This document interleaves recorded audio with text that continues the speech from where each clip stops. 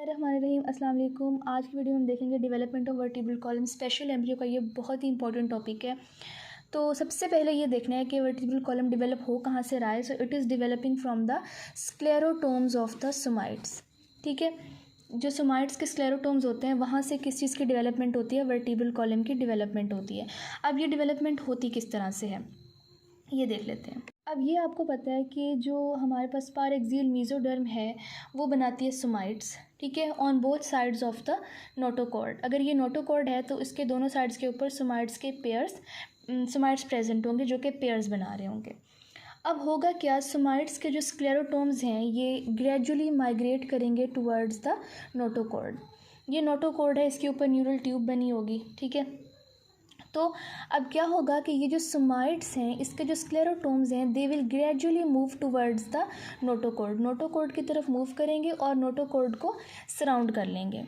उसके बाद क्या होगा, नोटोकॉर्ड के गिर्द स्क्लेरोटोमिक मैसेज बन जाएंगे। ठीक है, सबसे पहला पॉइंट जब आप क्वेश्चन अटैम्प्ट कर रहे हैं तो आपने जो सबसे पहली हेडिंग देनी है वो आपने देनी है स्क्लेरोटोमिक मैसेज की। ठीक है, स्क्लेरोटोमिक मैसेज किस तरह से बने हैं? जब आपके स्क्लेरोटोम्स ने मूव किया है टुवर्ड्स द नोटोकॉर्ड और उसको सराउंड कर लिया है। ठीक है, तो वो जो मैसेज बनाए हैं उन्होंने नोटोकॉर्ड के गिर्द उसको हम कहेंगे स्क्लेरोटोमिक मैसेज। अब एक स्क्लेरोटोम मैस को हम देख लेते हैं। जो नोटोकॉर्ड के गिर्द बने हुए हैं बेसिकली वो स्क्लेरोटोम मैस किन दो चीज़ों पर मुश्तमिल करता है। अब ये जो स्क्लेरोटोमिक मैस है जिसने नोटोकॉर्ड को सराउंड किया हुआ है it basically consist of two halves. इसके दो हाफ्स हैं, एक इसका क्रेनियल हाफ है और एक इसका कॉर्डल हाफ है। क्रेनियल और कॉर्डल की जो टर्म है वो आपको ऑलरेडी पता होगी। क्रेनियल हेड वाली साइड को कहते हैं और कॉर्डल टेल वाली साइड को कहते हैं। ठीक है, तो अब जो इसकी ऊपर वाला पार्ट कह लेंगे वो क्रेनियल पार्ट कहलाएगा और नीचे वाला पार्ट जो है वो कॉर्डल पार्ट कहलाएगा। तो एक जो स्क्लेरोटोमिक मैस है या स्क्लेरोटोमिक ब्लॉक है उसके बेसिकली दो हाफ्स होते हैं। एक को हम कहते हैं क्रेनियल हाफ और एक को हम कहते हैं कॉर्डल हाफ। जो क्रेनियल हाफ होता है उसके अंदर लूजली पैक्ड सेल्स होते हैं और जो कॉर्डल हाफ होता है उसमें डेंसली पैक्ड मेसेनकाइमल सेल्स होते हैं। ठीक हो गया। अब नेक्स्ट जो इम्पोर्टेंट टॉपिक आपने जो नेक्स्ट हेडिंग देनी है क्वेश्चन अटैम्प्ट करते हुए वो होगी रीसेगमेंटेशन। रीसेगमेंटेशन के नतीजे में हमारे पास प्री कार्टिलेजिनस वर्टिब्रल बॉडी बनेगी। ठीक है, प्री कार्टिलेजिनस वर्टिब्रल बॉडी। ठीक हो गया। अब ये रीसेगमेंटेशन क्या होती है इसको देख लेते हैं। मैंने आपको बताया कि नोटोकॉर्ड के इर्द गिर्द क्या बने हुए हैं, हमारे पास स्क्लेरोटोमिक मैसेज पड़े हुए हैं। ठीक है, अब ये जो स्क्लेरोटोमिक मैसेज है मैंने आपको ये बताया कि इसके दो हाफ्स हैं, एक इसका क्रेनियल हाफ है और एक इसका कॉर्डल हाफ है। ये एक दूसरे के ऊपर नीचे पड़े हुए हैं। अब जो हमारे पास एक वर्टिब्रल बॉडी बनेगी, ठीक है ना, एक जो हमारे पास प्री कार्टिलेजिनस वर्टिब्रल बॉडी बनेगी वो कैसे बनेगी? वो बनेगी, ये जो इसका कॉर्डल पार्ट है, ठीक है, एक स्क्लेरोटोम का कॉर्डल पार्ट प्रोलिफरेट करके फ्यूज़ कर जाएगा अपने से नीचे वाले स्क्लेरोटोम के क्रेनियल पार्ट के साथ।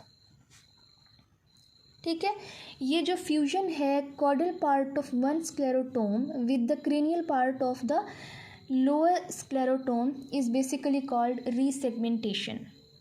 अब इस रीसेगमेंटेशन के रिज़ल्ट में हमारे पास जो एक वर्टिब्रल बॉडी बनी है उसे हमने क्या कहना है, उसका नाम होता है सेंट्रम। उसको हम कहते हैं सेंट्रम या फिर जो ऊपर लिखा हुआ है प्री कार्टिलेजिनस वर्टिब्रल बॉडी। अब हमारे पास प्री कार्टिलेजिनस वर्टिब्रल बॉडी तो बन चुकी है। अब हमने इस पॉइंट को समझना है कि हमारे पास इंटरवर्टिब्रल डिस्क कैसे बनेगी, यानी जो एडजेसेंट वर्टिब्रा के दरमियान जो होती है इंटरवर्टिब्रल डिस्क वो कैसे बनेगी। अब आपने ये देखा कि हमारे पास जो ऊपर वाला जो हमारे पास स्क्लेरोटोमिक मैस है उसके कॉर्डल पार्ट ने फ्यूज़ किया जो नीचे वाला हमारे पास स्क्लेरोटोमिक मैस है उसके क्रेनियल पार्ट के साथ, और क्या बना दिया, एक प्री कार्टिलेजिनस वर्टिब्रल बॉडी बना दी। अब जो ओरिजिनल स्क्लेरोटोम था इसके भी तो दो पार्ट्स थे ना।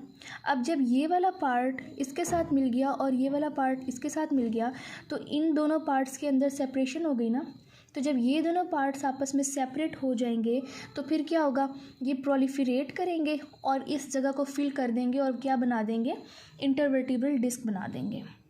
हमने देखना है कि न्यूरल आर्च किस तरह से बनेगी। जैसे एक वर्टिब्रा के डिफरेंट पार्ट्स होते हैं, न्यूरल आर्च होती है, बॉडी होती है, ट्रांसवर्स प्रोसेस होते हैं, स्पाइनस प्रोसेस होता है, तो ये किस तरह से बनेगा। अब न्यूरल आर्च कैसे बनेगी, अब वहाँ पे लिखा हुआ है कि जो हमारे पास प्री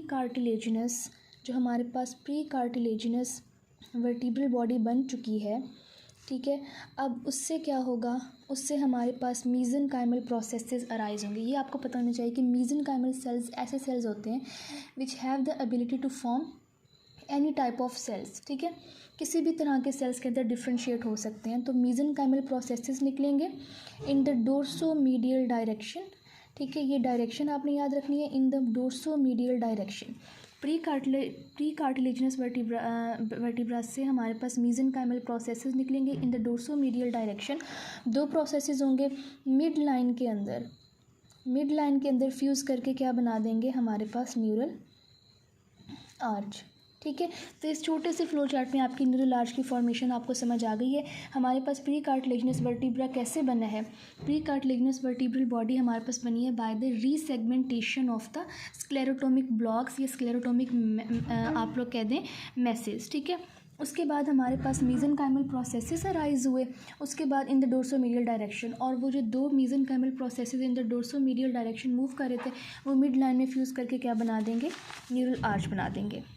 नेक्स्ट हमारे पास कोस्टल प्रोसेसेस है, इन्होंने फ्यूचर में जाके क्या बनानी है, इन्होंने रिब्स बनानी है, कोस्टाई आपको पता है रिब्स को कहते हैं, छोटी सी बात है। जैसे इसका देखें कि प्री कार्टिलेजिनस वर्टिब्रल बॉडी से मीज़ेनकाइमल प्रोसेसेस डोर्सोमीडियल डायरेक्शन में मूव किए हैं, यहाँ पर इसका उलट होगा, वेंट्रोलेटरल आएगा, वेंट्रोलेटरल डायरेक्शन में मूव करेंगे और आपके पास क्या बनाएंगे, कोस्टल प्रोसेसेस बनाएंगे। बस इन दो के इतना सा पॉइंट था। ये पढ़ा था कि जो वर्टिब्रल कॉलम की डेवलपमेंट है वो 3 स्टेजेस के अंदर हो रही है। एक प्री कार्टिलेजिनस स्टेज है, अब अभी तक हम जितना पढ़ के आए हैं वो प्री कार्टिलेजिनस स्टेज थी। अब स्टार्ट होती है स्टेज ऑफ कॉन्ड्रिफिकेशन, ठीक है, यानी जो हमारे पास ये प्री कार्टिलेजिनस यानी कार्टिलेज से पहले वाली स्टेज बनी है उसको हमने कार्टिलेज वाली स्टेज में किस तरह से कन्वर्ट करना है। अब ये बिगिन कब होती है, ये 6th week of the development में बिगिन होती है। ये आपने बात याद रखनी, अक्सर MCQ आ जाता है कि कौन सा प्रोसेस किस वीक के अंदर हो रहा है। तो 6th week of the development के अंदर आपकी कॉन्ड्रिफिकेशन स्टार्ट होती है।